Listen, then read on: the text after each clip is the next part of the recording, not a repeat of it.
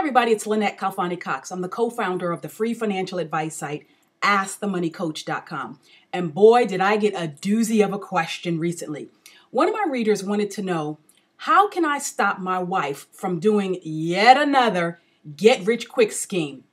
And boy, I thought about this because I said, this is a really good question. Nobody's ever asked me this one before, but this is actually really good because couples have actually talked to me about this topic before. And I know a lot of people who are in that mode of wanting to do something, maybe something entrepreneurial, maybe something that's multi-level marketing, maybe something that they heard on Facebook or on social media. And now they have to go to the spouse and sort of get that person's sign off or blessing on it.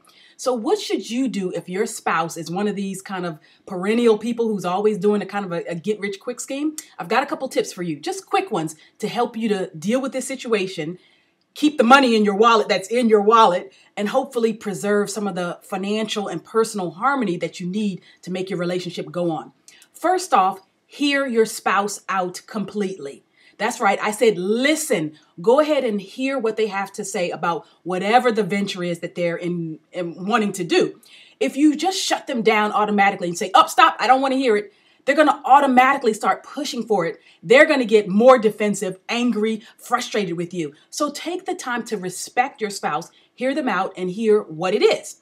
Secondly, ask questions. Now, not only should you ask questions, but you should encourage your spouse to ask questions. Things like, how much of an investment is this going to require?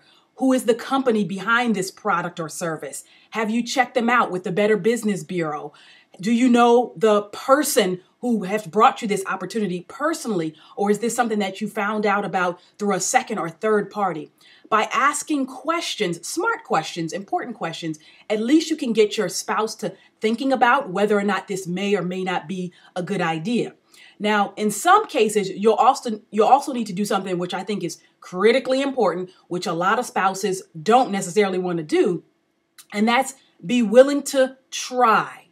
Now, the reason I say be willing to try is that for some couples, if you give them just one shot at doing something and it doesn't work out, let's say, and maybe it does, maybe it doesn't, then that person won't be able to say forever and ever, you never let me do anything, or you're always squashing my ideas. If you decide to let them try just one time, just agree as a couple on what the limits should be. It shouldn't be where you're betting the farm. You shouldn't be putting your house at risk or, taking an inordinate amount of money to try some new venture, especially if you feel like it's a quote unquote get rich quick scheme.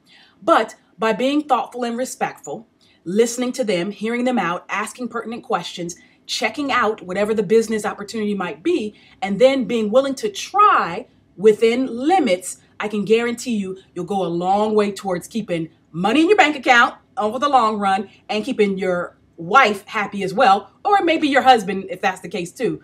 You've heard the expression, right? Happy wife, happy life. That's what I'm wishing for all of you. This has been Khalfani-Cox of AskTheMoneyCoach.com.